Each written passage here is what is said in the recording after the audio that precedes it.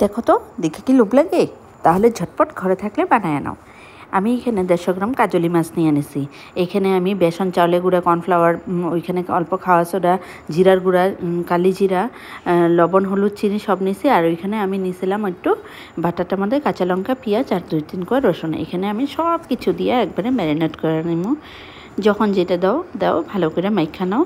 তারপরে শুকনা হচ্ছে আমার, আমি অল্প জল দিয়ে দিলাম, সামান্য, বেশি কিন্তু পাতলা করা যাব না, সামান্য জল দিয়ে গায়ে লাগা করে মাইখা নিলাম। এখানে আমি উনান ধরে চুলায় কড়াই বসায় দিলাম। তারপরে আমি তেল দিয়ে দিলাম।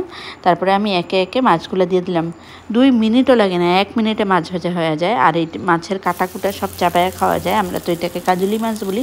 একে একে আমি সব মাছগুলো ভাজা নিতেছি। খুব টেস্টি হয়েছিল খাইতে। আমার বরের মুখ থেকে সুনাম বাইরই হয় না, কিন্তু আজকে এগুলো ফাটাফাটি হয়েছে।